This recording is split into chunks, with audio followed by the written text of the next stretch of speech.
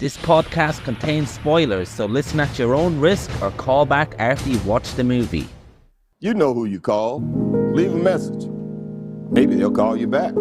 Then again, maybe they won't. We're having ourselves quite a little game of phone tag here. Ring, ring, ring. I usually get this guy's answering machine. I'll call you right back. If you're there, please pick up the phone. I really want to talk to you. I check my fucking messages every day when I come home from work. My answering machine, zero. I got a blinking light. All I have to do is pick up this phone right here, inform the cinema, and your plan's kaput. No, I ain't got no phone. I had to pull, because people calling all the time, and who needs the aggravation, right? Interruptions.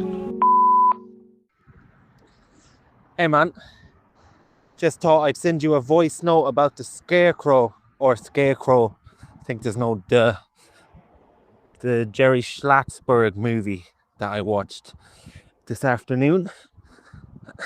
It's funny actually, every voice note we send, I think it always starts with "Hey man." I was thinking someone gets a complex about that and then we try and jazz it up.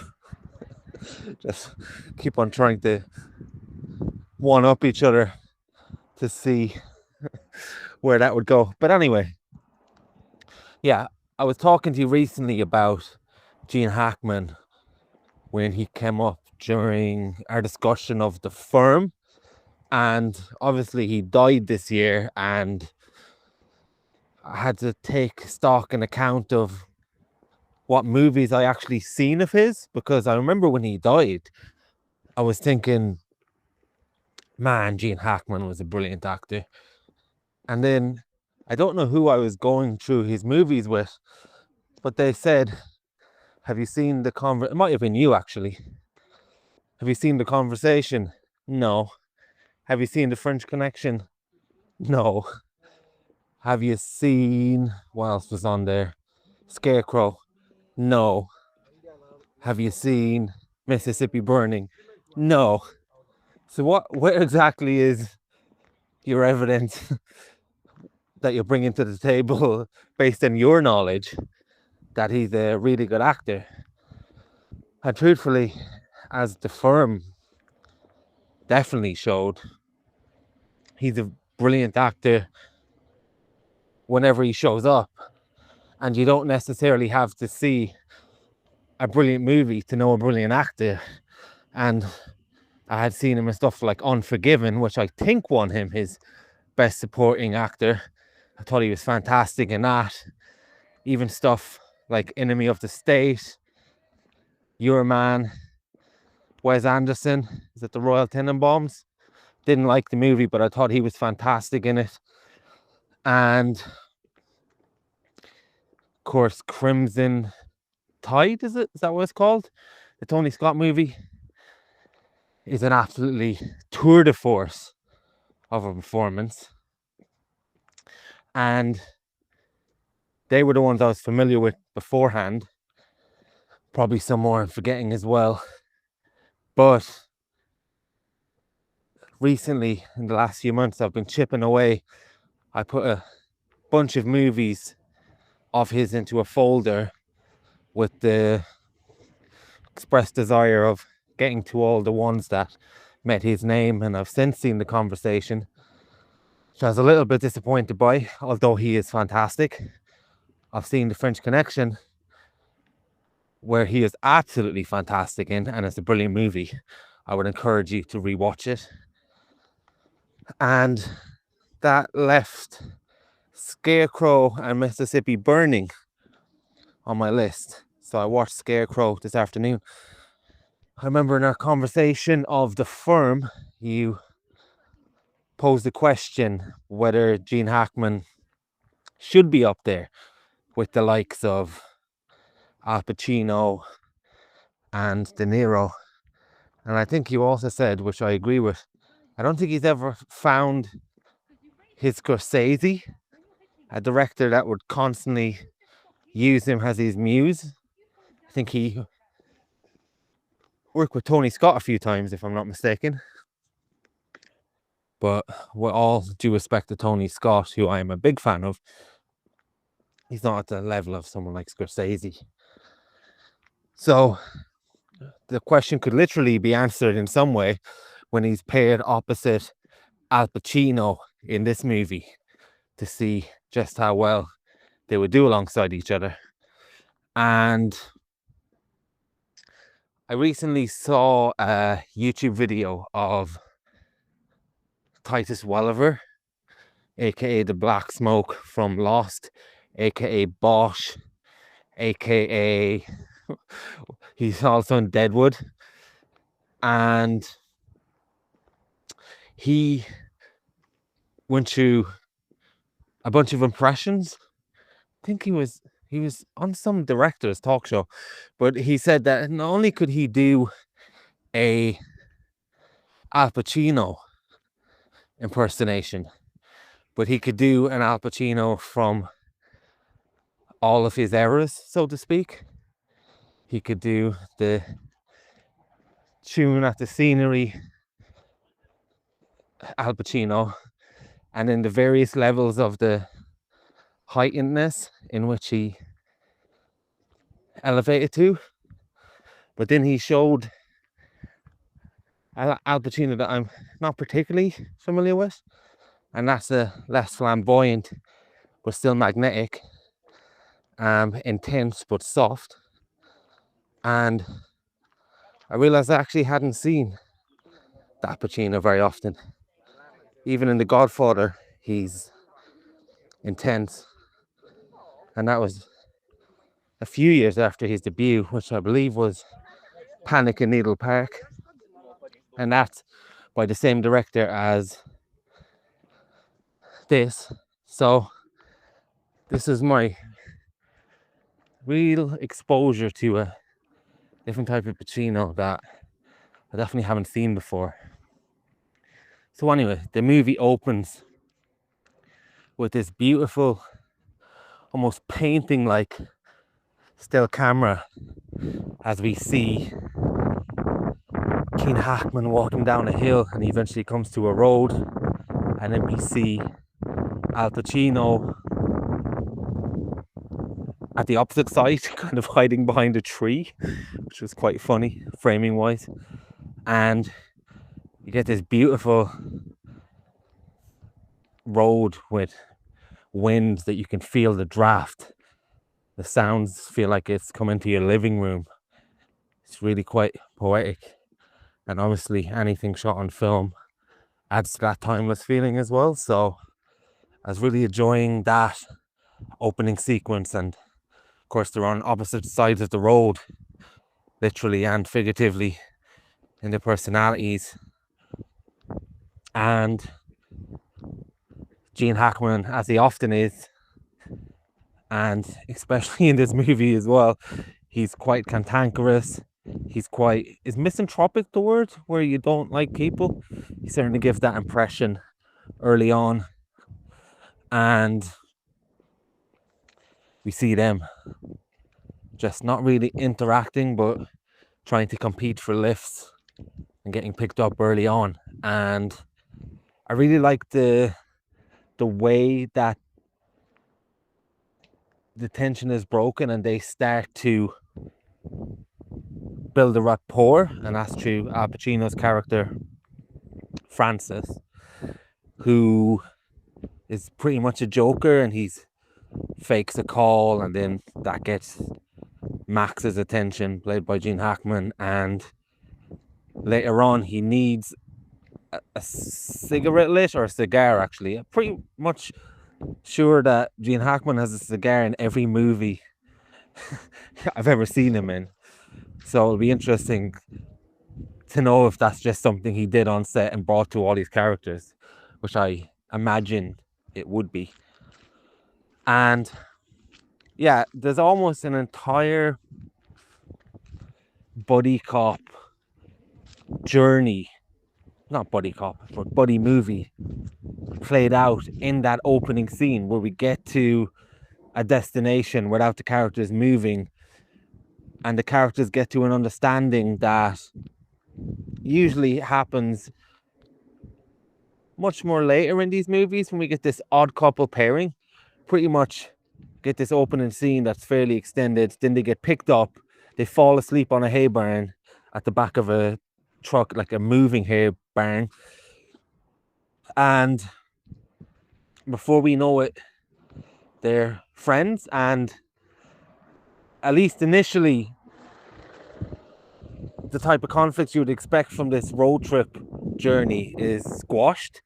And instead, it's not so much a conflict within themselves. It's not so much a conflict as between each other for a long time in this movie. It's a conflict between themselves and how one aspect of the other character complements the other. Gene Hackman is a hothead, and he's probably got a screw loose missing, but I really like the way the character is portrayed in this, where he's not somebody who is absolutely going to explode that you would see a mile away and you're thinking this guy is bad news. Looks fairly odd, but he's the type of guy you wouldn't exactly think is crazy or that you need to swap the side of the road for. He's more somebody that you might interact with him on Monday and Tuesday and Wednesday and have a great encounter with him, and then Thursday, Friday, Saturday you might say the same thing, and it's just something inside him is ignited and he wants to fight you. Thought that was really good, because I know people like that. I've been around people who are pretty much the most chillest people some days, and then they're trying to burn a pub on another day. And then once you understand that that's part of the character, even on their most calm days, you're looking for that switch and you're looking for that match. And I think Gene Hackman's character does that very well in this. So Gene Hackman's performance and what he brings to the character, he does it very well. It's not an obvious way to show an extremely volatile guy, because we get a full range of emotions with the Gene Hackman performance as well. We get his softness with his sister, and even his voice and his cadence completely changes. It's high-pitched, it's childlike. We get the gruff, solemn solitude performance of him where he isn't saying much and he keeps to himself. And then we get, towards the end of the movie, a type of caring and a vulnerability that he needs from the Al Pacino character. So we get a great range from Hackman in this movie, even though it's not inherently obvious at all times, and we get a good character arc as well, actually. And Al Pacino in this, I've never seen a soft, meek, tender Al Pacino. Such a good performance. Even how he parches his lips and talks is very feminine in a way that I wouldn't associate with Al Pacino. We do get him shouting at the people trying to give him a lift and that don't do it, and they drive on when he's trying to get a lift. We get the big shouty Al Pacino, which would come later. But for the most part, we get such a soft side of Pacino here. I kind of wish we got to see more of it, because Al Pacino is larger than life, and he's Tony Montana, he's Carlito, he's Michael Corleone. We've never really seen him in a way that you want to protect him and you want Gene Hackman's character to protect him. It's maybe Needle in the Park, or if that is the name of the title, that will answer more questions if he's similar in that movie as well. But I'm pretty sure we haven't got anything like it since this movie, which is a shame, because just when he dials it back and he's this level of a character rather than a larger than life portrayal. I think Tom Hardy went the way of Al Pacino as well, to an extent, where early Tom Hardy is much more of a character, and then later on, oh, this is Tom Hardy doing a character. I wonder what Tom Hardy's going to do. I wonder what Al Pacino's going to do. Mind you, Al Pacino's probably much more entertaining than Tom Hardy when he does it even now. So the performances really set up the characters and their type of yin and yang and what they need from each other, which I really appreciated. And we want Max to protect Francis, and we can totally understand the qualities that Francis brings to Max as well. Anytime Max is about to blow a fuse and go off on one and get him into trouble, Al Pacino has a way of taking the wind out of his sails and de-escalating the situation with his type of humor and his comedy, which I really appreciated. I thought that was really charming. It's very hard to be goofy, and it's very hard to be acting an idiot without coming across as obnoxious. And at times Al Pacino is so childlike in his performance that he brings to Francis that it just works so much. Now, we don't fully know why Gene Hackman wants him around until the end of the movie, but we can certainly see the traits within their interactions as to why they were a good match for each other at times. And even the opening scene in the diner where Gene Hackman is talking about how he wants to open up a car wash and he's happy to have Al Pacino as his partner, but he reminds him that don't screw with me. If anyone screws with me, I'll mess them up. And then they shake hands, and then he circles right back to the same point again a few minutes later, where he basically says the same thing and bends a fork. So you can tell that he's vulnerable in his own way, the Hackman character, but he's at the same time much more menacing and much more dangerous should you cross him. And what I liked about the road trip elements of this movie as well, we've of course done the Wim Wenders-a-thon lately, where there was Kings of the Road, Alice in the Cities, and Wrong Move, and we got to see different variations of the road trip movie and different variations of travel. And one thing I appreciated about this movie is two guys that are essentially almost lying to themselves about a destination that they've, in one sense, built their life around when their life hasn't been starting, and when they've retreated from society, either voluntary or involuntary. And of course, the Hackman character came back from 5 years in jail, and the thing that seems to have kept him going is this dream of opening up a car wash in a very specific place, that every detail, even though we're not quite sure what that detail is, revolves around going to Pittsburgh and a certain amount of money that we don't really seem to believe he has. And the Al Pacino character, who abandoned his girlfriend when she was pregnant and doesn't even know the sex of his kid, because he left just before it to go at sea, or so he says.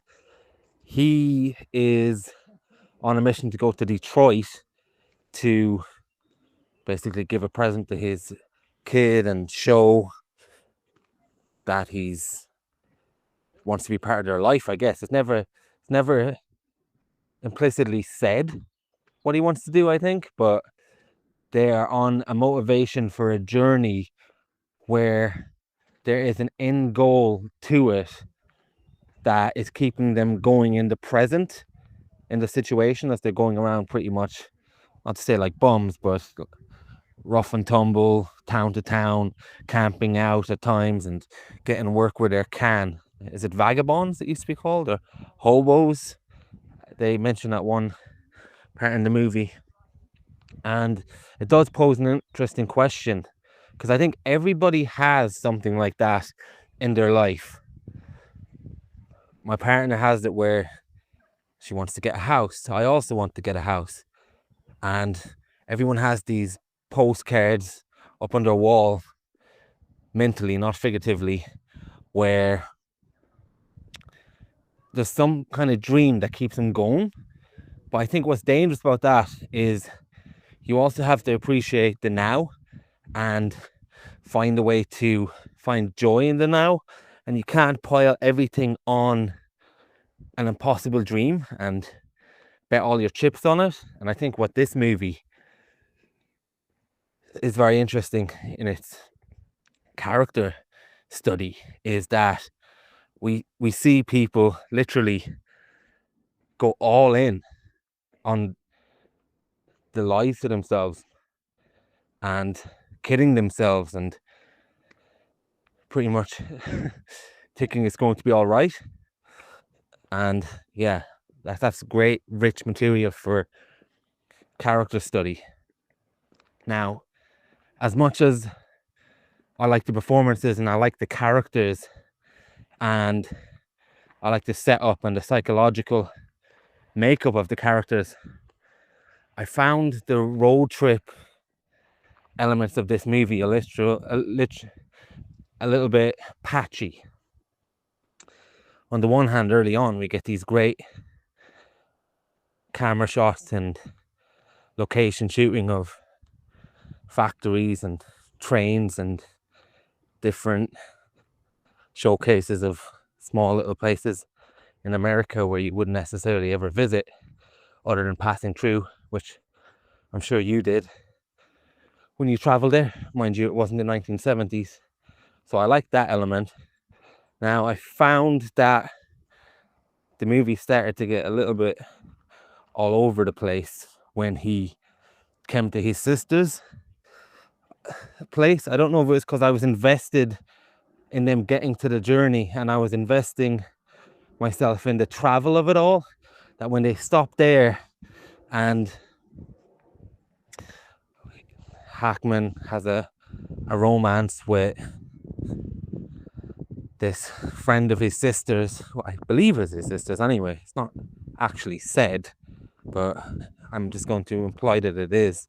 I didn't really like that stuff. I thought that was a little bit taking away from what I was interested in and what was interesting about this movie. I thought it started to slow down.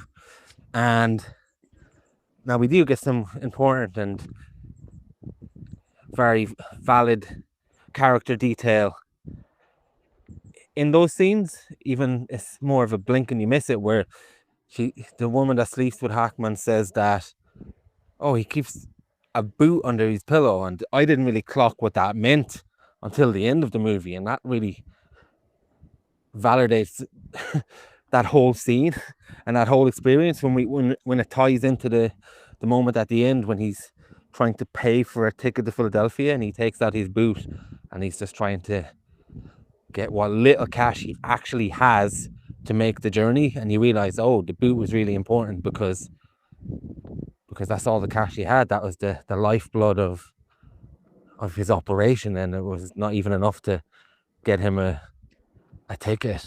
I thought that was really good. It didn't occur to me at the time. I just thought it was more eccentricness of the character. And then we get another great scene in that town as well, where they are in the bar, they're having a dance, and then Hackman's character has an altercation with just some random locals, and again Al Pacino ended up diffusing it, and there's this great scene where he gets everyone in the bar to dance, and he's such a likable character, and there's just chaos outside when everyone dances, and eventually Hackman gets in a fight and they get arrested. And I don't know what kind of jail this is, but they have to stay there for a month doing some labor, I guess. It wasn't quite a prison. I don't know what it was. It was like halfway between a prison and you have to work off a fee before you're released. It was strange.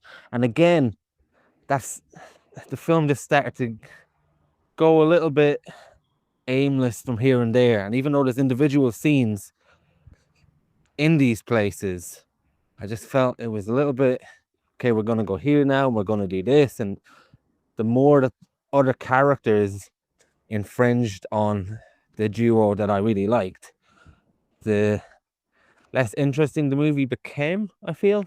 Now, there's plenty of stuff in the prison movie. That guy who has the burns on him, I can't remember the actor's name, something Lynch. Richard Lynch, I think is his name. He actually burnt himself for real on an LSD trip in the 60s. And yeah, he is a menacing looking character, and he's that type of character that you always see in prison where you're very suspect that they are a bit too nice, and you're waiting for the penny to drop, and you're waiting to see what will happen. And for a while, the film does take its time, and you're thinking, okay, what is this guy's game? What's he going to get Al Pacino's character involved in? And of course, at this point, the Al Pacino character and Gene Hackman are not talking. Gene Hackman has decided he's to blame Al Pacino for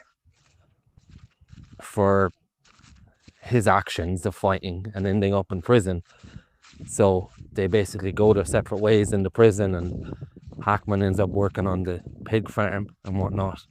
But yeah, that scene where the penny does finally drop and he basically tries to rape the Al Pacino character, that is really uncomfortable and really shocking.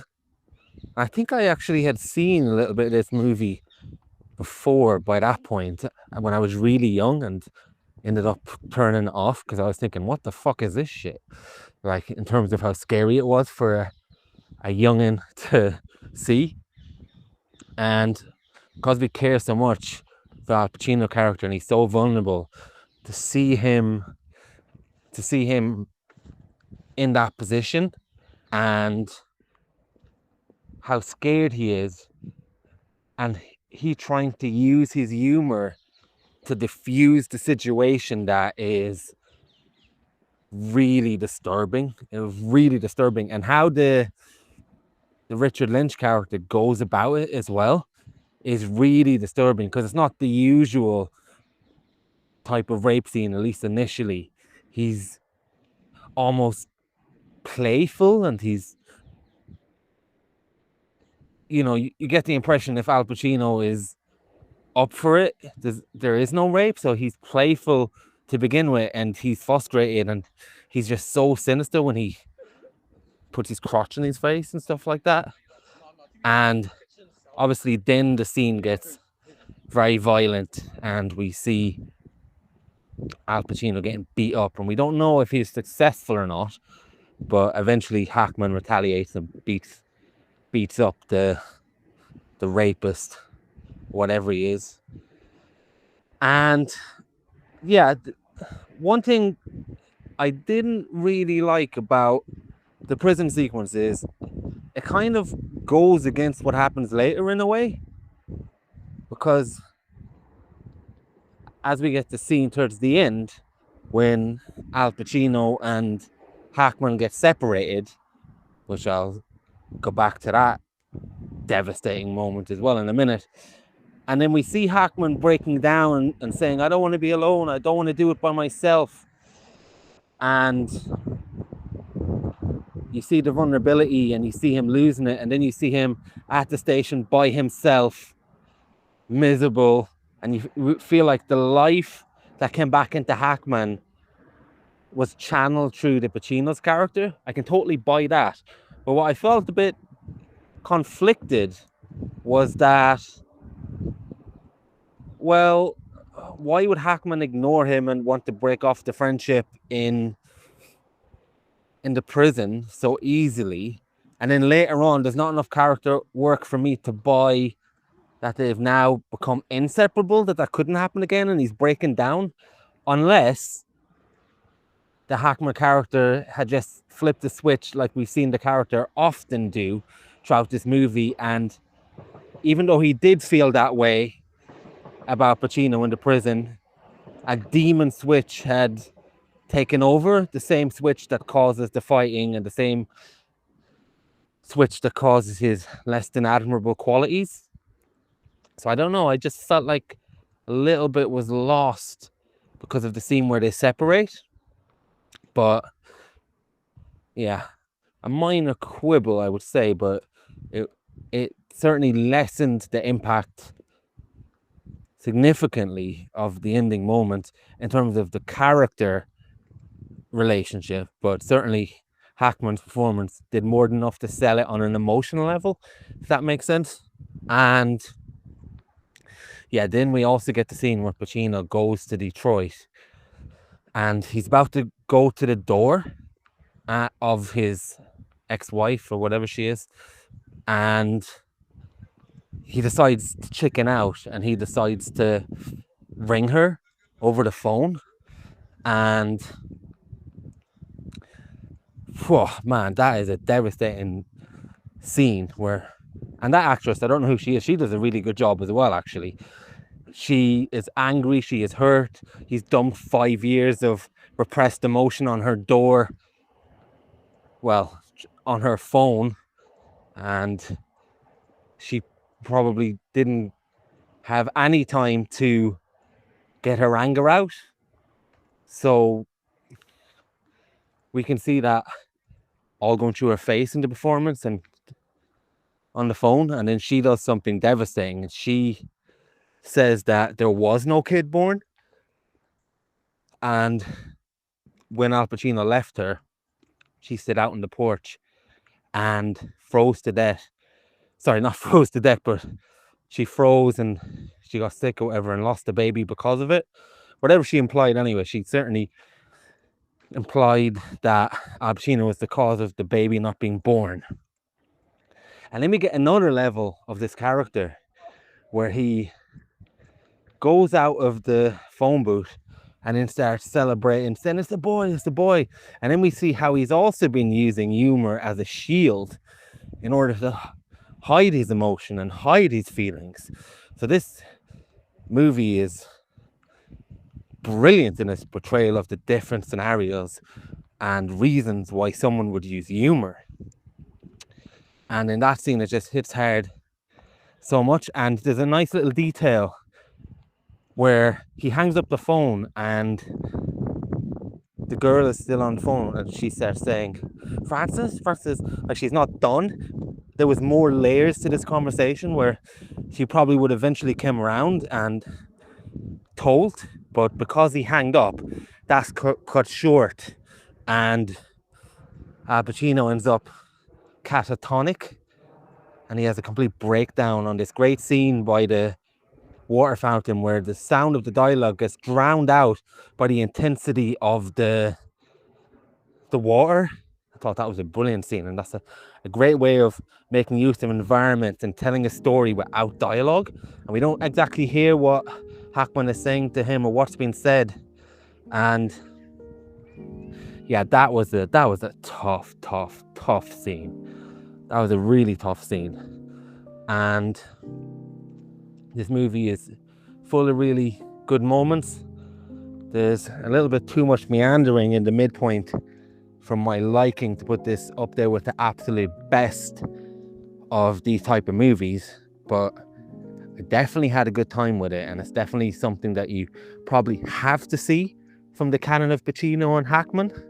And it'd be interesting to see this director, who was very good in this actually, Jerry Schatzberg or whatever his name is. I want to see Panic in Needle Park now as well, which was his debut movie, I think, or at least Al Pacino's debut movie. Maybe Jerry's done a few more before that, I'm not entirely sure. I think that's where I'll go next. Hey man, just did the drop off there, nursery drop off. It's my daughter's first school trip ever today, so she's absolutely beside herself with excitement. Me and the wife beside ourselves with anxiety. But yeah, gorgeous day. She should have a whale of a time.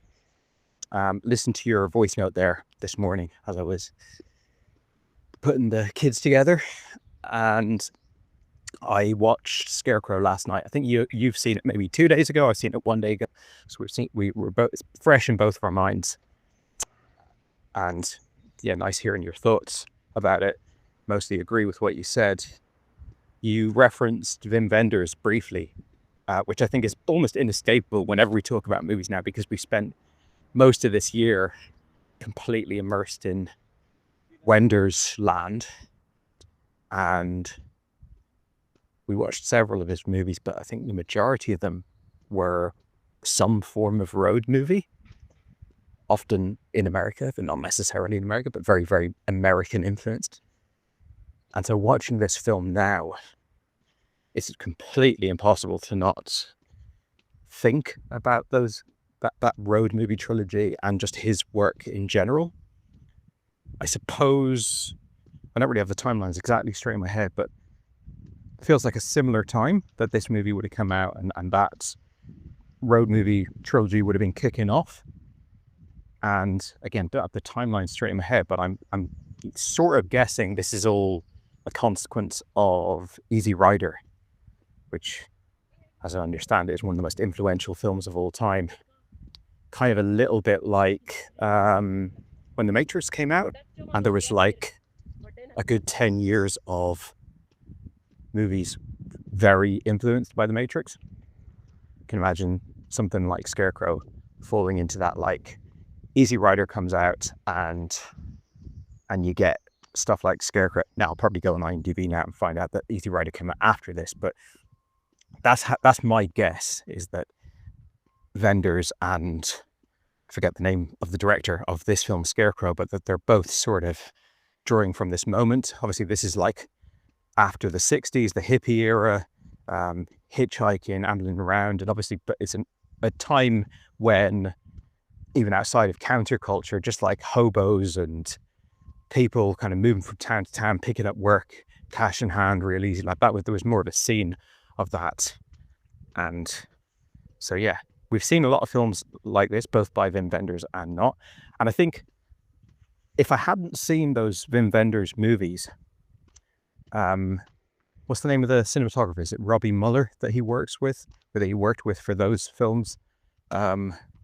Those films are just such brilliant pieces of like directing and cinematography and music and so forth, that this film, which is less of a sort of bravado piece from a filmmaking perspective, it doesn't have the same impact that it would have had if I hadn't watched kind of the gold standard of this type of film this year.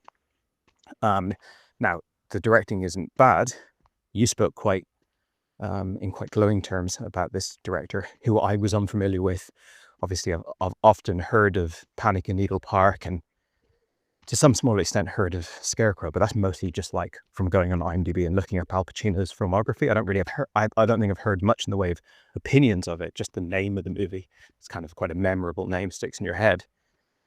But yeah, it's a good flick. I enjoyed it. I think with those Wim Wenders movies, I'd often watch them, and my sort of enjoyment level of them would be kind of fluctuating throughout the film. Sometimes a bit restless, sometimes very locked in and like very engaged in whatever scene I was watching.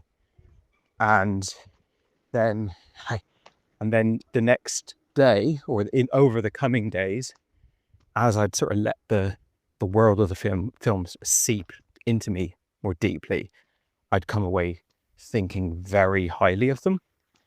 And that's certainly the case with this film as well. Now, it's different. It's not just like the lost Wim Wenders movie we never got, because those movies they star Rudiger Vogler, who eventually becomes a decent actor, but obviously he can't stand up against two of the most revered actors of all time, at least in English language cinema. So the acting across the board, like in this film, is stellar. Well, from the two leads anyway. I mean, the other actors throughout the film are really good as well, but it is a showcase. As you said, you kind of have to watch this film if you're a fan of those actors. I think both actors cite it as their favorite film that they've been a part of. But other than the acting, the sort of filmmaking is a step down for me from the Wim Wenders movies. But this is, as you said, I've hitchhiked around America a lot, and it was a different era. I would have been doing similar stuff 30 years later. So technology had changed, and sociological landscape had changed, and everything that the economics of the country are very laid bare in this film.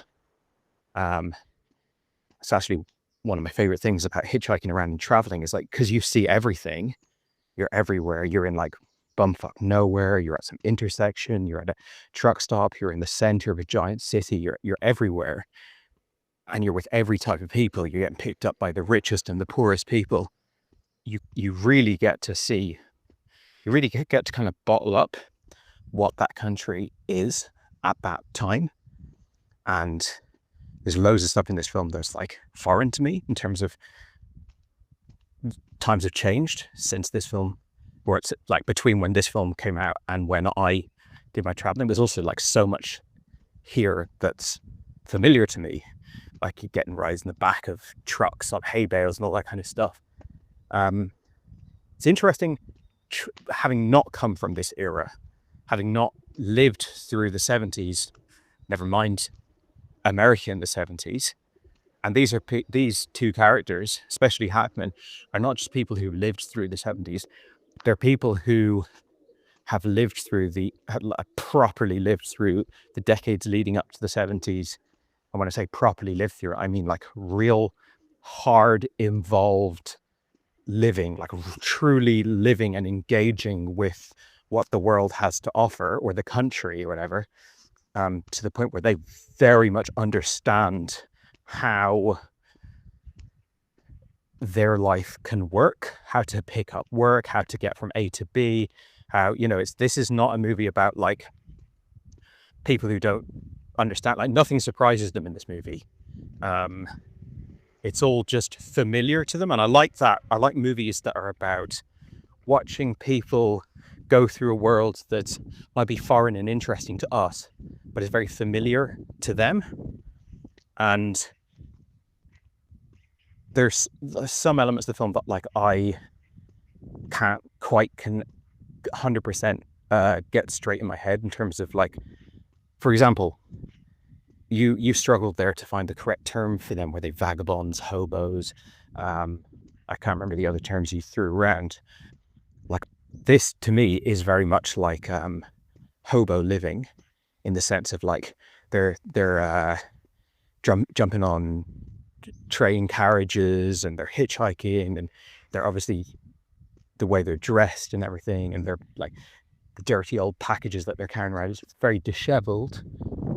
But there is a scene where Hackman talks about the hobos like as another group, or at least that was my interpretation of it. That's not necessarily what he's expressing, but it sort of feels like maybe, okay, hobos is maybe a different lower tier. Hobos is maybe people are completely down and out, and maybe alcoholics and stuff like that, and just beggars and stuff like that. Now, I don't know, but that's my point, is trying to work out, having not lived through this time and place, trying to work out where they are coming from, like where they are positioned within that society is, there's something a little bit oblique there to me. And I don't think that's intentional. I think that's like, if you go to the cinema in the mid-70s and watch this film, you'll absolutely know who they are, where what kind of bracket they're in. But certainly they're on the lower tier of society. Right? Money is never an issue for them throughout the film. I don't think there's one single scene or line of dialogue where they are struggling financially. They can always pay for any drink, any meal, any transport. Like this is not a film about economic struggle, but they are very much on that sort of bottom rung of the ladder. Yeah, really enjoyed the film, and I'm enjoying it more kind of like thinking about it and living with it and obviously it reaches a sort of emotional and narrative crescendo in the third act, which then sort of strengthens the whole film. That's often the case, that like you enjoy the first and second acts more because you've seen the third act kind of in retrospect. You mentioned how Hackman never found his Scorsese, in the case of De Niro, or Sidney Lumet, or obviously Pacino had a couple of very noteworthy directors like Francis Ford Coppola that he did work with, and Hackman sort of drifted from brilliant director to brilliant director. Coppola, Eastwood, like many Friedkin. He's worked with a lot of the all-time greats. Not sure if he's worked with Scorsese or Spielberg for that matter. Obviously, he's recently passed away now, but he did work with a hell of a lot of very noteworthy directors in his time. But you're right, he's not famously the muse of a particular director. By all accounts, he was very, very difficult to work with. I think every time I've ever heard a director or an actor talking about him, they say that they had like immense respect for him, that it was really creatively and artistically gratifying to work with him, but that they hated him and they didn't get along with him. And I think in many cases, they more or less committed to never work with him again. I know Pacino hated him working together on this set, and he just sounds like a very, very challenging person to be around. Now that comes through in his performances. He rarely plays a person that you take much comfort from. He's an asshole in this movie, and it's a great dynamic. We've seen this in real life, as you mentioned. People like this. Everyone has seen this so many times. But both people like this, but also this kind of codependent thing where it's like, if this person, Hackman in this case, did not have that really flexible person with the right humor and grace and exactly correct personality as their sort of partner, whether it's like romantic partner or their main friend within the group, they're kind of a duo, they come as a package. If it wasn't for that Pacino person, then this Hackman person, they could not be part of the social scene, part of the friend group, part of the office, part of whatever. They've both parties. Here we got Hackman and Pacino, but as I said, we've seen this 1,000 times in real life. It's like you can tolerate people like Hackman if they've found their Pacino to sort of keep them in check, reel them back in, make things into a joke, almost like co-sign them socially, like vouch for them in a way. And it's certainly clear to me what like Hackman gets out of this, because Pacino essentially humanizes him and stops him from just being his own worst enemy and like completely ruining his life. Like as soon as he sees Pacino jumping about and doing his song and dance and his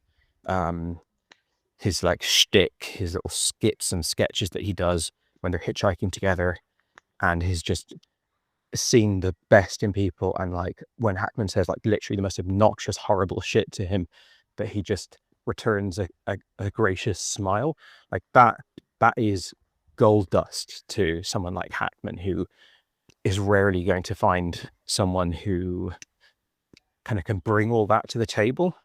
Now, what Pacino gets from Hackman is more complex. As I said, I've seen it plenty of times before, so it's not that it doesn't ring true, but it's more difficult. Maybe I need a psychology degree to quite understand it. There is, he's a very formidable character. There's probably like a security and a drive that comes from it. There could also be like I think from Pacino's perspective, there could be I'm looking after this guy. Like, he might be a complete asshole to me, and he might be like a bruiser, but he needs me and I need to look after him or he's going to be screwed. It's kind of like the, his patron saint of lost causes type of personality that we see a fair bit. And I feel I have a little bit of that in me as well. Pacino is someone who's shirked his responsibility in life and basically ran away from those that need him to look after them. And perhaps he sees people in the world and he's like, I got to make sure that person's all right, because that's easier for me to do than actually being a father. Now, I'm not making the claim that that's definitely what it is, but I think it's an interesting relationship, interesting to watch play out on screen, interesting to kind of dissect. And one of the things that make this film so good, I mean, is, I guess, chiefly about that relationship. But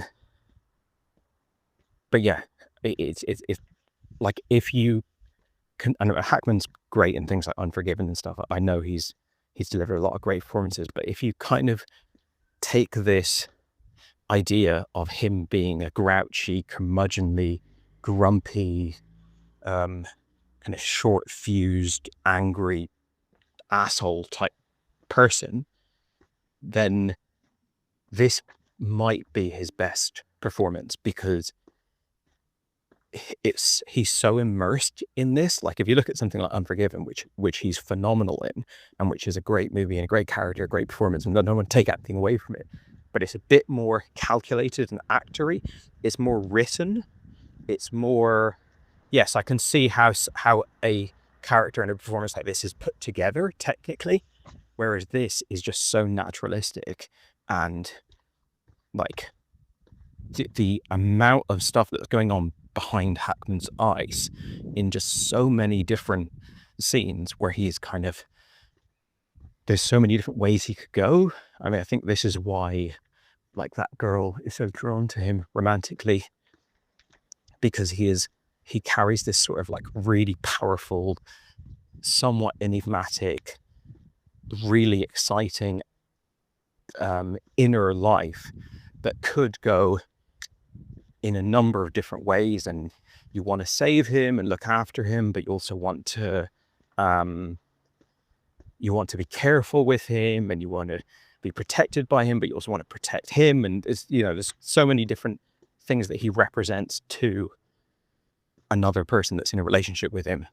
We get a scene with Connie and Lion, Al Pacino's character, where she comes out and is like, he's been talking about this forever. Like, he's dumb. You got to look after this guy. Like, and you got to be careful that it's interesting just seeing how many people in Hackman's lives have that kind of, I don't know, just like layered relationship with him. So I thought that was brilliant. I thought that Hackman did a fantastic job with that.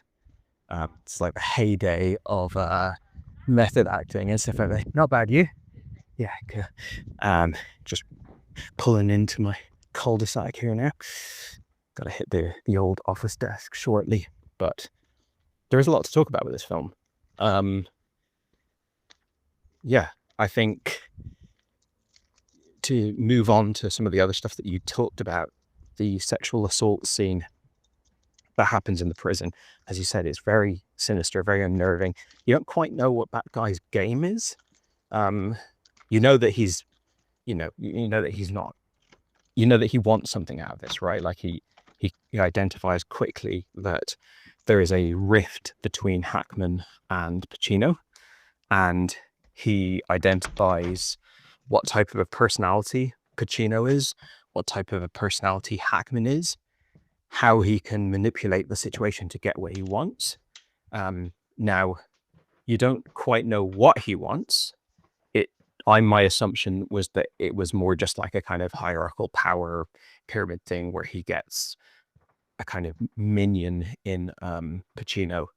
When it comes down, and maybe this isn't all he wants, but when it ultimately is revealed that he wants to have a sexual relationship with Pacino, that's done in such a realistic way has played out so realistically, and it's one of the few times that we see Pacino's attempts to bat things away via humor and playfulness reach a point where he can't actually manage to solve the situation via humor, and that's really interesting to watch. I mean, the Pacino character is so much more interesting than he seems if you just watch a random 5 minutes this movie. You watch a random 5 minutes the movie, it seems like a not particularly good performance of this kind of goofy sidekick character that you'd find in like a teen movie or something like that, like Footloose or something. Like it seems weird, but obviously we've all met people like this, but there's plenty of scenes where you see other notes coming from Pacino, and as you said, it's revealed over time how much he uses comedy and that vibe that he creates as protection from his own internal life and his own trauma and everything like that, as much as he uses it to diffuse explosive situations that are external to him. But yeah, it's Pacino's great. You talked about how this is one of the few times you've seen this like early Pacino, the quiet, soft Pacino. Yeah, he has massively evolved over the years. And I always find that when I watch old Pacino movies, of course, there's some older ones like Scarface where he is explosive, but for me, it really changes in, I think it was about 92, 93 when Scent of a Woman comes out, and that's like the hoo-ha and all that. And that's not, at that point, you got movies like that and Heat and Devil's Advocate and stuff, and we've got into this kind of caricature Pacino. But any old movie, like The Godfather is a great example. He's so soft and gentle in that movie, and you could argue the main plot of The Godfather 1 is having a pure, soft, gentle character who is the dream of the mafia, of like, this guy can actually make it out. He doesn't need to do this. He's a polite, soft gentleman, and he shouldn't be part of this world. That's certainly the dream of Don Corleone in the movie. And then we watch the corruption, and then Godfather 2 is like, how fucking dark and corrupted can someone be by a power structure or capitalism or whatever. But he still delivers a lot of this kind of soft-spoken, gentle stuff. And as you said, with like his explosive reaction to a car not picking him up, there's in all of these old movies where he plays this soft character, we still get the explosions, right? So yeah, it's interesting kind of tracking those eras of him. He's also, and watching this film hammers this home again, but it's an observation I've made several times. He's such an adventurous actor. He's so courageous in where he'll go. He does a lot of the time in this movie, and when he's doing his shtick and he's doing his playful stuff, he's doing an English accent, like when he's doing the pirate stuff at the end. And it reminded me of that terrible, famous scene that I think everyone's seen out of context. I don't know how many people have actually seen the real movie. It's a movie called The Local Stigmatic, I think, or Stigmatic. And it's not a film I've seen, but it's that film where he plays a Londoner with a Cockney accent. And a major theme of the movie is dog track racing. And as laughable as that scene is, because he can't do the accent, and sometimes someone's accent work is so bad that it's hard to like in any way credit them for anything they're doing on an acting level, because it's so distracting what the accent is. But that, as much as that is a laughable scene, and it kind of earns its status as a sort of viral clip, it's also like, as much as his best work, it is an indicator of like what makes him great, which is that he's so fucking ballsy with the choices he's made. Like this characterization. Now, granted, you said it's maybe his second movie or something, or Panic and Needle Park was his debut, or like. So I guess it's very early in his career. Maybe he's partly doesn't know better or something. But like, there's big swings in the kind of goofy Jim Carrey type stuff that he's doing in this film. And it reminds me in a way of The Irishman, which is one of his best performances for me. It's the best performance in that film, which is a film stacked with great performances. I think Pesci in The Irishman is phenomenal as well. But the performance he delivers in The Irishman is, again, massive swings, massive, like it's so showy and it's so big that if you get it wrong, you're going to be exposed. And so it's great just to see that his whole career he's been playing, and I think that's what eventually turned the tables on the De Niro Pacino debate when we were very young, and it was coming off the heyday of Raging Bull and Goodfellas and everything like that. I think the majority opinion was that De Niro was the superior of the two.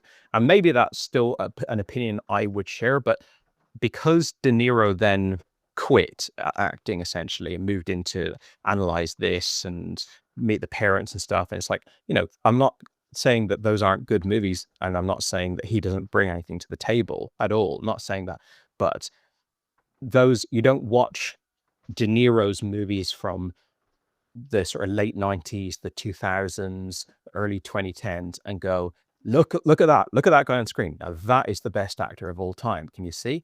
It's just not what you're getting. Whereas Pacino, he didn't necessarily have the best movies, but I think he never dropped the ball as an actor. I think he always continued to like explore his craft, and still does to this day. So it's nice to trace that right the way back to this movie. Another couple of points. You mentioned the fact that Hackman ignores him in prison. When they get into prison, Hackman sort of like dismisses him as, I don't want anything to do with you because you got me into prison, which obviously is ridiculous, but that's the position he takes as a sort of grumpy, curmudgeonly person, which rings very true. And you mentioned that that sort of undermined the fact that at the end of the movie, Hackman is seen to be completely devoted to Pacino and completely sort of codependent and neat, and feels like he can't function in the world or start his business or whatever without Pacino. To me, that all rung very true. I don't think he has actually jettisoned Pacino from his life at all when they get into prison. I think he's got the hump. He's a grumpy guy. And I think if they started a business together, or if Pacino was a girl and he got married to her, no matter how long-term and how committed a relationship Hackman had with any person, but Pacino in this case, I think he's always going to go through periods where he's grumpy and he's given him the silent treatment and he's like saying, I don't want anything to do with you. I think as soon as Pacino comes under threat and gets hurt, Hackman comes to his aid. And I think what we see at the end of the movie is Pacino's gone. He's essentially dead in Hackman's eyes. It's so final, and that inspires a completely different response from Hackman. He has no reason to hold back. He fully lets out and reveals how dependent he's become upon Pacino, how much he loves Pacino. He probably wouldn't have ever said those words for like another 20, 30. He probably wouldn't have said them until Pacino died and he was at his funeral 40 years later. So the whole way through the prison sequence, I never got the impression that Hackman was done with Pacino. So that kind of tracked for me. I think the ending of this movie, the third act, is brilliant. and I'll include that stuff a bit in that third act. The specifically the kind of reconciliation and the sexual assault scene and the basically them sort of coming back together. And I think it's after that they go to Detroit. That end sequence in the movie, or end sort of section of the movie, whatever you want to call it, really levels up the whole thing for me. As you mentioned, the actress who plays Annie, who is only in one scene, essentially only in one shot, she is brilliant. Classic case of watching an older movie, someone pops up and you're like, who the hell is this? Like, how, like, I mean, if I knew my 70s cinema more, maybe I'd be familiar with her in like little small thankless roles here and there. But yeah, she kills it here. And it's a classic case of like having a character that's, I know she's referred to constantly, she's referenced constantly throughout the film, but she's only in one scene. And Anatomy of a Fall does this as well with the husband character, where we only get to see them for one scene, but they add enormous value to the film in the one scene, not just because of their acting skill, but because of the added context and just seeing the other side of the story. I mean, we don't really get Pacino's side of the story throughout the film. It's very superficial, the way he describes like his ex-wife, and he doesn't really go deep on the relationship or anything. But allowing her to say her piece of like, I can't fucking believe, like, she's married, right? She, in theory, she's married to like, you know, maybe a successful businessman, and she's all set up and everything like that. She's moved on with her life. So you could say like, she could maybe have made her peace with the way things went, but obviously not. What he's done to her is like, at least if we're to believe her sort of this version of events, is like deplorable. And he's like just walked out on his pregnant wife or girlfriend, I'm not sure what she was, and just put her in a absolutely terrible situation. Now we don't know the sort of emotional reasons why he has done this and what he was unable to do and everything like that. But yeah, it's great to see all of this just unloaded on him, and this woman, this incredibly tragic figure of Annie, deliver all that. And then, as you said, because in a fleeting moment, without much time to think or strategize, and as a product of years and years of justifiable rage, and as an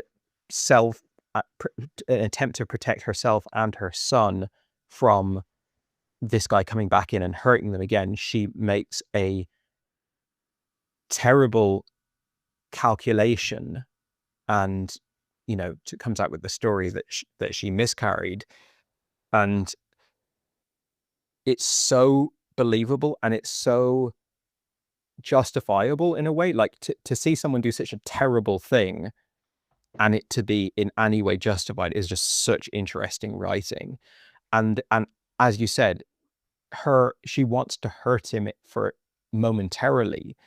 She's ultimately going to, she feels like ultimately it'll all come out, but I want you to feel what it would be like if this is what happened.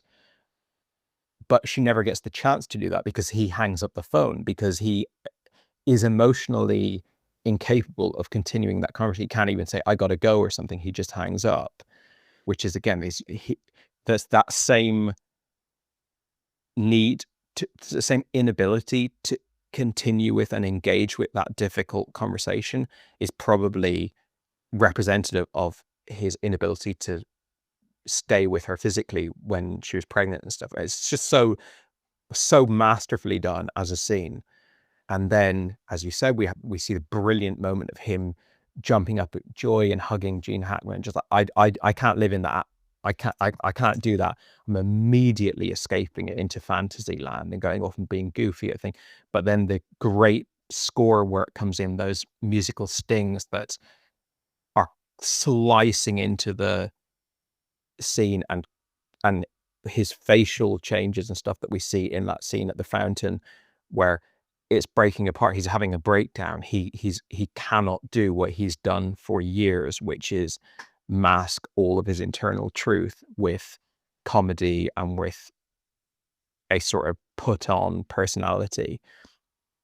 And then he obviously has a breakdown, and the ending of this film is genius, is brilliant. We get to see so much great character work all the way throughout the film. Don't get me wrong, it's a great movie throughout.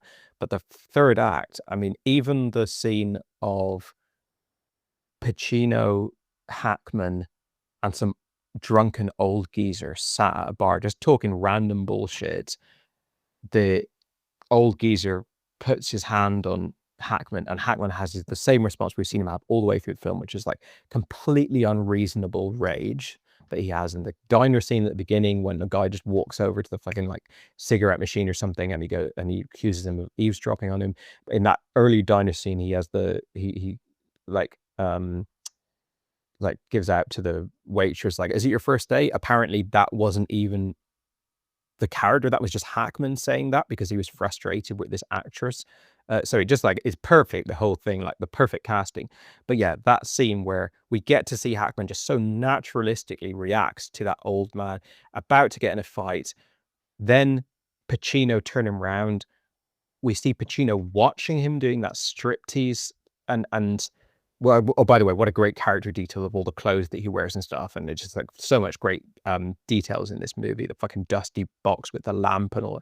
But Pacino watching him, and also Pacino kind of realizing that he's helped him to get to a place he never could have got to in terms of personality, but he's also therefore less dependent on Pacino. Like maybe there's a future where he doesn't need Pacino. We see Hackman deliberately trying to win over Pacino, so it's performative. There's no way he would have done that if he'd been on his own. So he's like trying to show Pacino that he can change and he can learn. There's so much being said without those words directly being said. So yeah, it's a great movie throughout. It's a particularly great movie towards the end, and there's probably lots of stuff that I've missed that kind of warrants discussion. But yeah, thanks for spurring me on, because I think some of these older films that are a bit more like method acting-y, looser, kind of experimental in terms of like we're shifting away from like the older style of Hollywood into something a bit more loose and exploratory. They can be unappealing to me because I know I'm not going to get like a genre film. I'm not going to get like some like tight thriller or something like that. I'm going to get something that's going to live and die on like how good the acting and the characterization and what kind of almost spontaneous moments they bottled up are. And so it feels less dependable than like a formula-based movie. So they can be a bit daunting, and that's why I haven't watched Scarecrow until now. But you know, you watched it. I knew you had just watched it, so I thought I'll stick it on. And yeah, really glad I did. Hey man, really enjoyed hearing your comments on Scarecrow. I remember you were saying to me whether it was a movie that your wife might enjoy. I don't know if you ended up watching it with her or not, but you certainly seemed to enjoy it more, if not the same as me, or whatever, the other way around of that. Yeah, it's interesting what you were saying about Al Pacino and his big swings and whatnot compared to De Niro. And you're right, there was a debate growing up. Is it De Niro? Is it Pacino?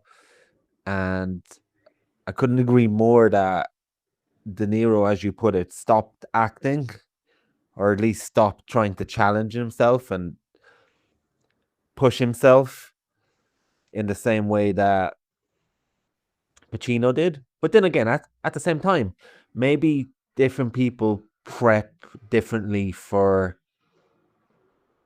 different roles and different type of work. So maybe De Niro's method was more challenging for him to get into character.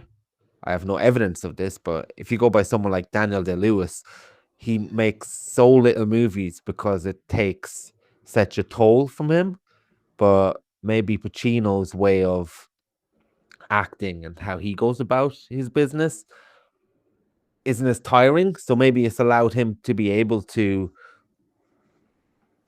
continue in the way he has. And the other thing with Pacino as well, you mentioned big swings, but in this, he's constantly moving all the time, isn't he? In all these movies, even if it's moving his hands or moving his eyebrows, there's always so much movement and liveliness in Pacino's performances. And I was just looking there, if we compare the 90s of Pacino and De Niro, you're right, Pacino was still banging out great performances. I mean, a lot of people say he went big, and he certainly did. I mean, I don't think anyone's saying he didn't go big, but just in terms of still giving such energy to roles, let's say after Heat, because De Niro was in Heat as well, Donnie Brasco, The Insider, Any Given Sunday. Then we get into the 2000s. Obviously, he's done a few absolute duds, like crazy bad performances like Jack and Jill, but I'm just talking in general. So even from 2014 on, and I've seen these movies because I went on a little bit of a latter Pacino a few years ago, a latter day Pacino. Manglehorn, he's really good in. The Humbling, he's really good in. Danny Collins, he's really good in. The Irishman, as you mentioned, is one of his best performances. And he's also in Once Upon a Time in Hollywood. And although I haven't seen the next batch of movies, he's in Knox Goes Away with Michael Keaton, which I really need to see. House of Gucci, which I don't really need to see. And on the horizon, he's got 1, 2, 3, 4, 5, 6, 7 movies coming up.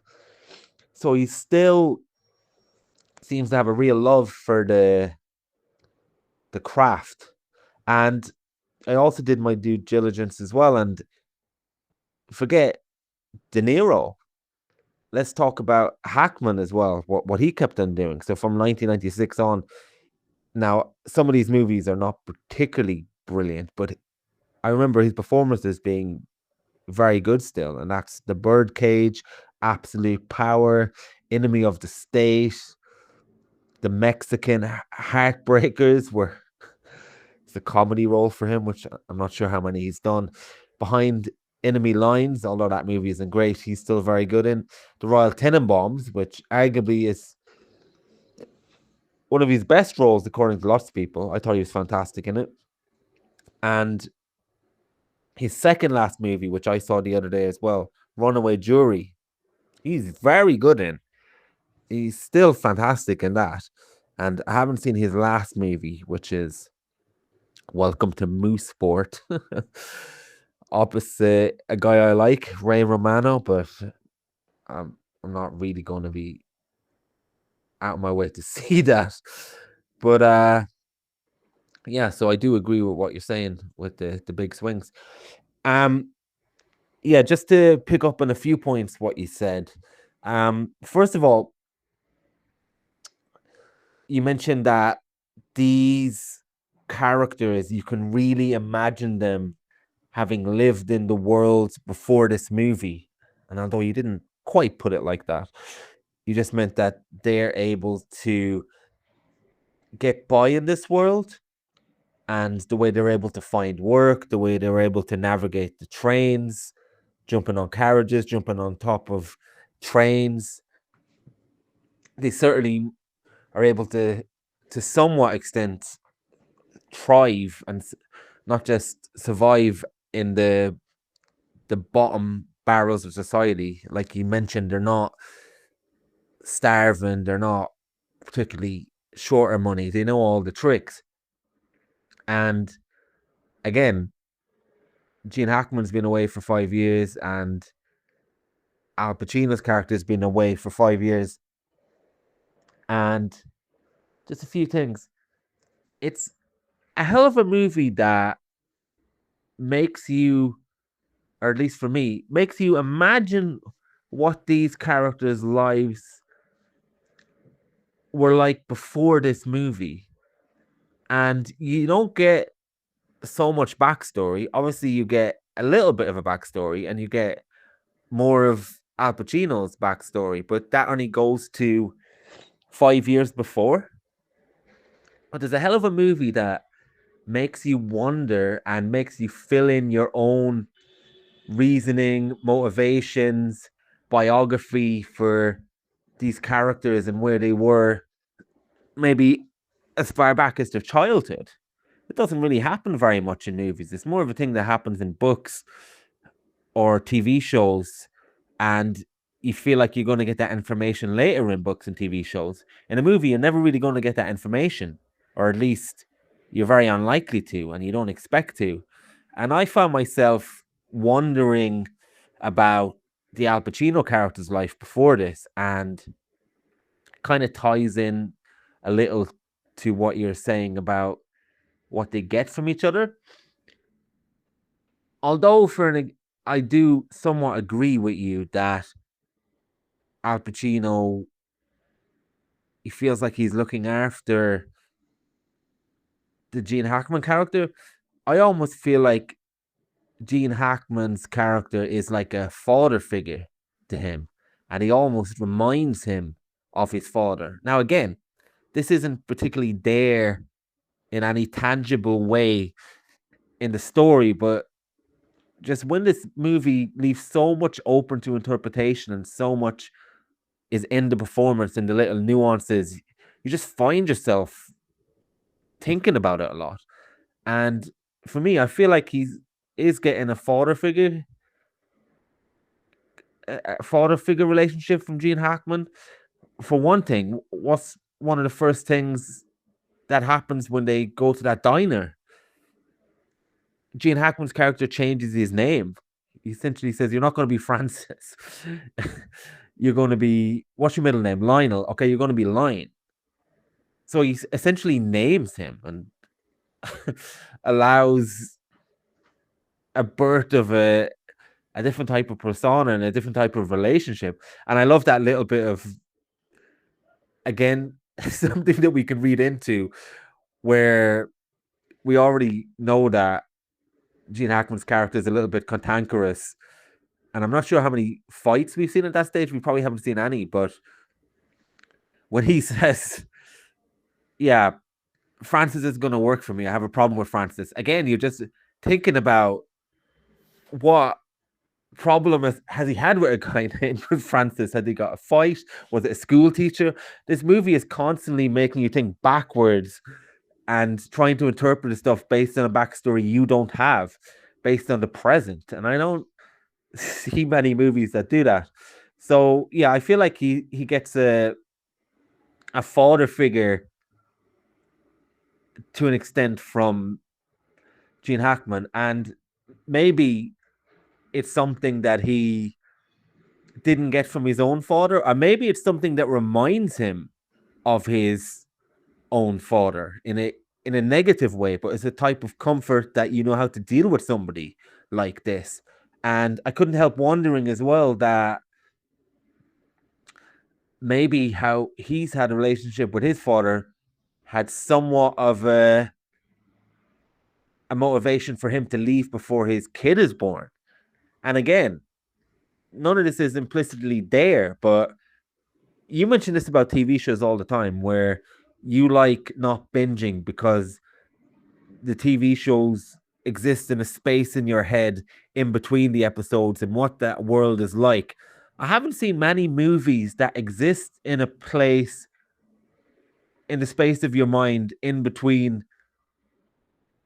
almost episodes that you've missed, and now you're joining this story much later. And even though there's plenty of context and plenty of enough to fill you in the moment, I've not really experienced that very often in a movie. So that was fantastic for me.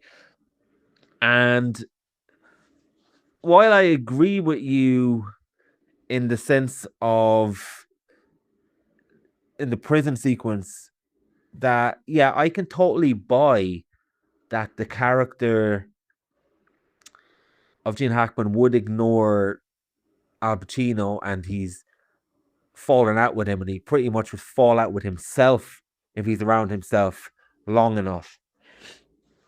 That's not quite what I'm saying, and it's hard to articulate, but I suppose for me it's kind of like, well, how would that have played out without that prison sexual assault rape scene? How would that play out? They would have ignored each other for the month. Gene Hackman wouldn't have come around, and they would have went their separate ways because there's not really to tie themselves to each other. I know there's this promise of a car wash. So it wasn't so much that I don't buy it, because I think I mentioned in my original voice note that I kind of do buy it, but it's more like the moment at the end of the movie wouldn't have happened without something spurring their reconciliation and putting it into overdrive. And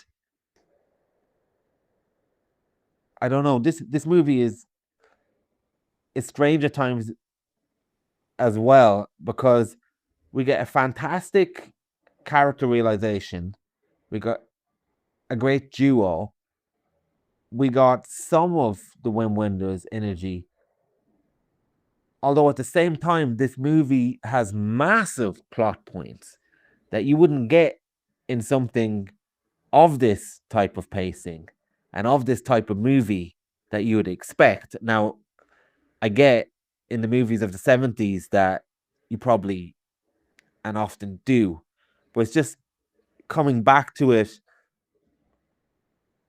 as someone now, it just feels like, although I agree with you that the final third massively elevates this movie, which I already enjoyed all throughout, but I feel like there is some conflict between the meandering nature of the story from a character standpoint and the need to put it into a narrative.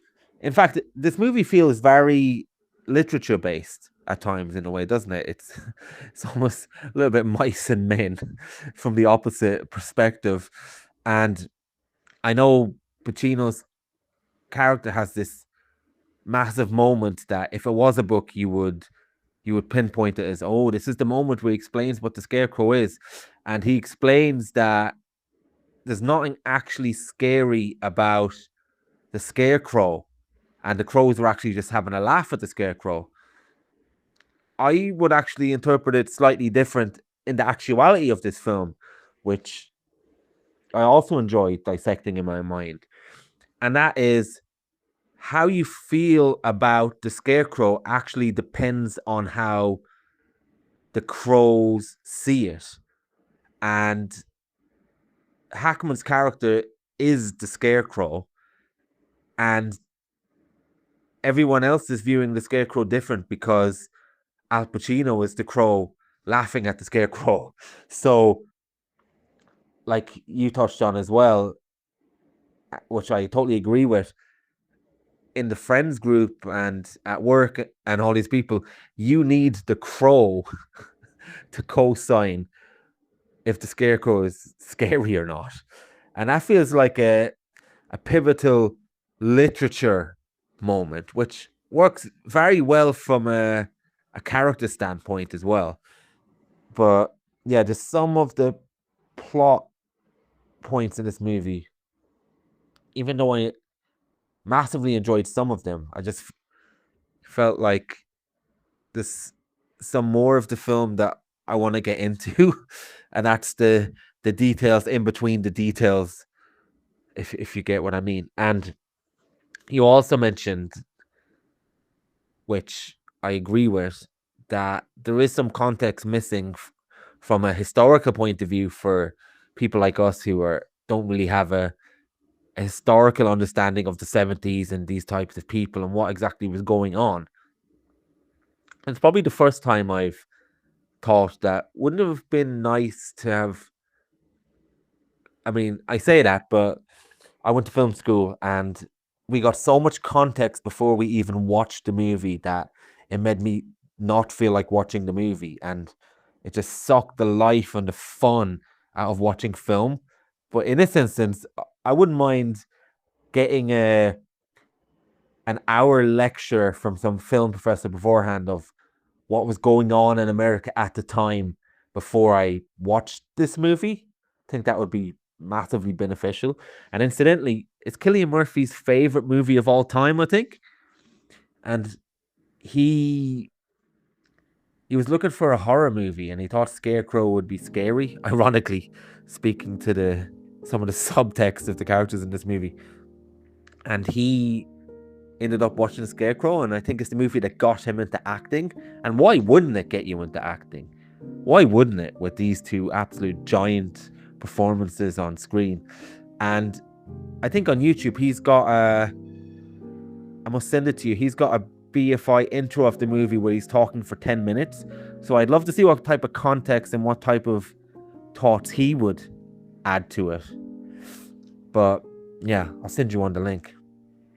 But yeah, glad you got to it, and I may or may not get to Panic in Needle Park over the next few weeks, or maybe Mississippi Burning to round off my Hackman. Yeah, I'd be up for either of those, to be honest. I think I've always wanted to see Panic in Needle Park, and just like Scarecrow, I've always been unattracted to it at the same time. Has felt like a little bit of an eat your vegetables type prospect. So I don't think there's going to be any time in my life when I'm more enthusiastic about watching it than I am right now, having just enjoyed Scarecrow. So definitely up for that. And also Mississippi Burning. I've seen it, but decades ago, and probably didn't appreciate it enough. So could be well up for watching that as well.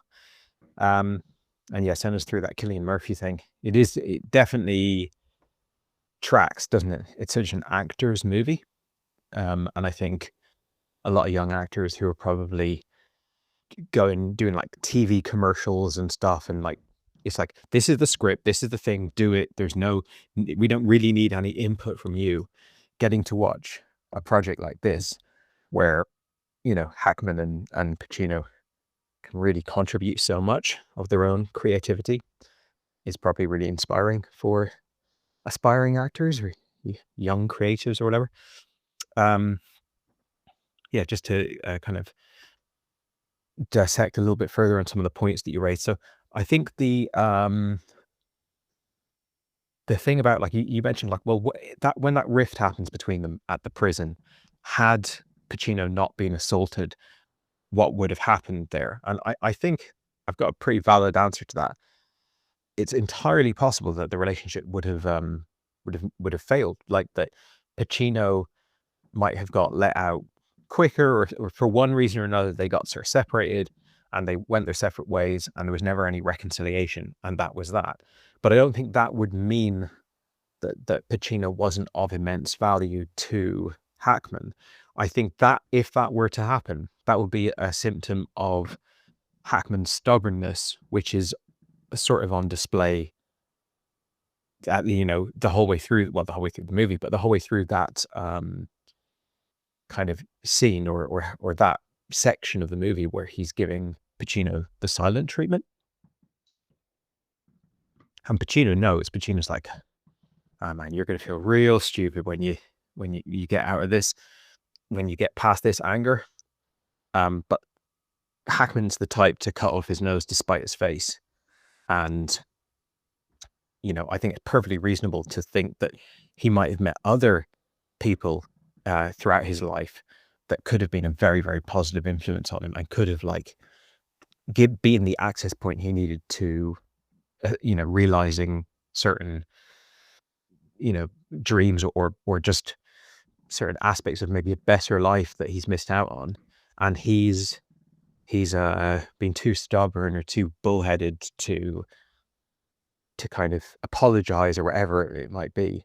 So yeah, I think if that assault hadn't happened, entirely possible it would have been the end of the relationship. But I don't think that that means that the way we see the emotions and the dependence that we see Hackman displaying at the end of the movie are like newfound or have just kind of like come out of nowhere. The other thing is that's not the final scene in the movie. So obviously we see Hackman going off. He's continuing on his journey. He's going where he was right the very first second we saw him. He's headed to Pittsburgh to start his car wash thing. So this Scarecrow character is someone he's met along the way and had a big adventure with him, but his journey continues, and who knows what he'll do? We don't know. I mean, that, like you said, that you can theorize a lot about this film. You can theorize about what happens prior to the events of the film, what happens after the events of the film, and to a large extent, what happens during the events of the film, as we're doing now with this, what was in Hackman's mind during the prison sequence and stuff like that. And yeah, I was inclined to do that as well. Like you said, there is a father figure thing. I don't quite know what age Pacino's supposed to be. I also haven't looked up what age Pacino actually was when he shot this. I know that in older films, I often think people are older than they are, because I think based on like 2025 norms, Pacino looks to me to be, I don't know, what does he look like? He looks like he's in his 30s to me.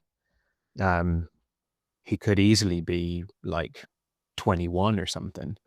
Hackman calls him kids, and there's clearly a age difference between them, but it doesn't, I think if you watched it at the time, you might read it more as like a young guy and an older guy hanging out together.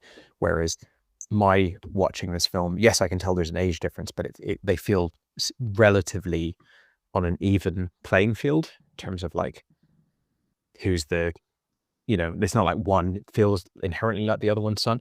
But when you put in that theory of like father figure, who knows what Pacino's father was like?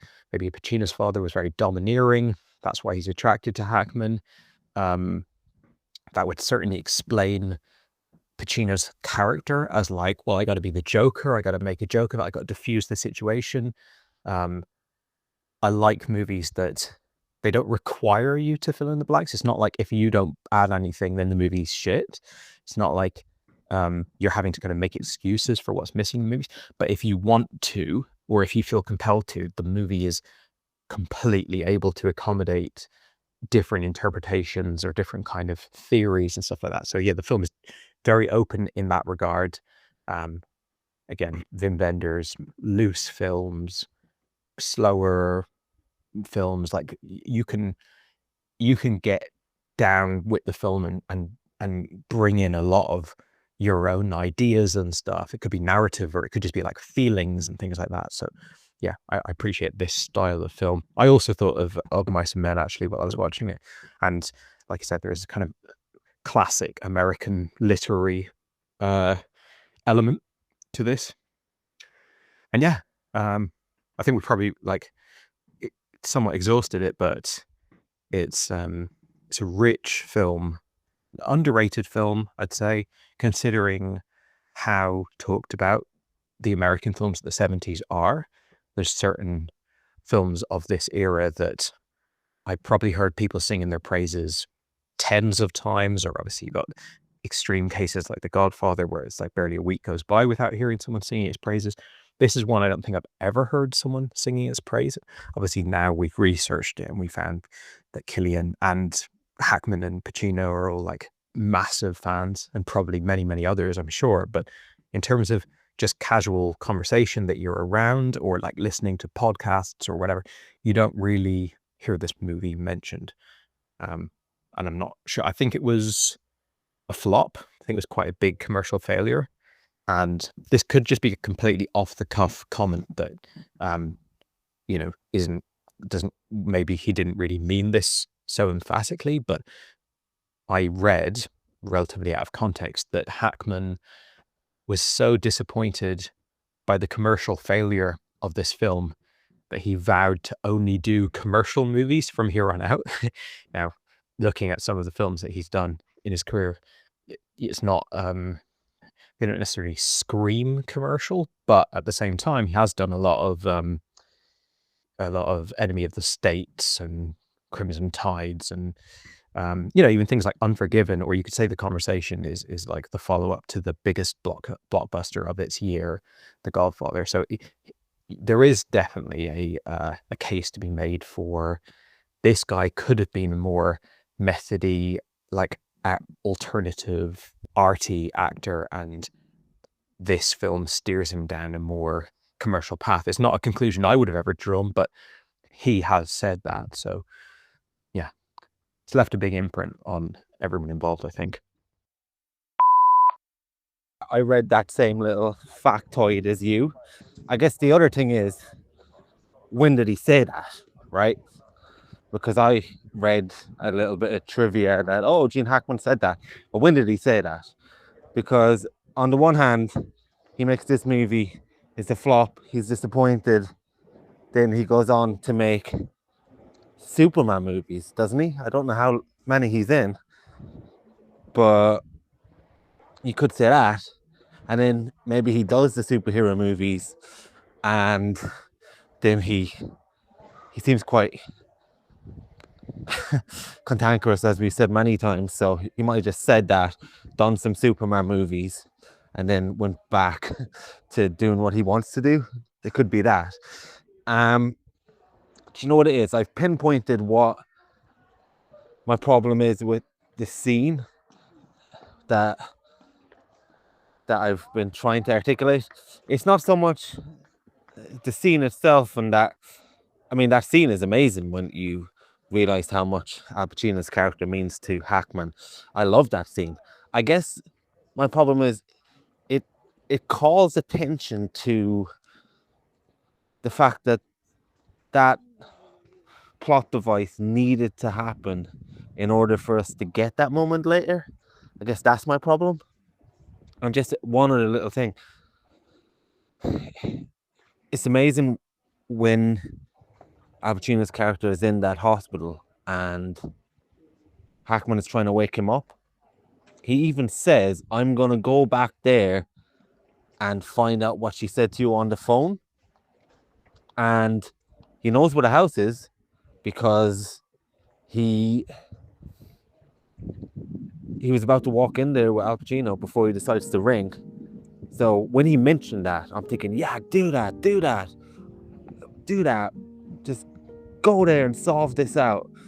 And from a feelings perspective that this movie managed to generate, I'm glad it didn't happen, because, you want to sit with these moments from the safety of a film viewing. Whereas in real life, I'd be demanding that happens. But I also wonder why he didn't do that. It seems like something that the character might actually do. Or maybe he actually did do that, we didn't get that scene. I don't know. It was great that the film called attention to that was a thought that went through his head, which would be a very valid thought. But yeah, I'll leave you with that one. Your mailbox is full. Please delete new or stored messages which you no longer need so that new messages may be received.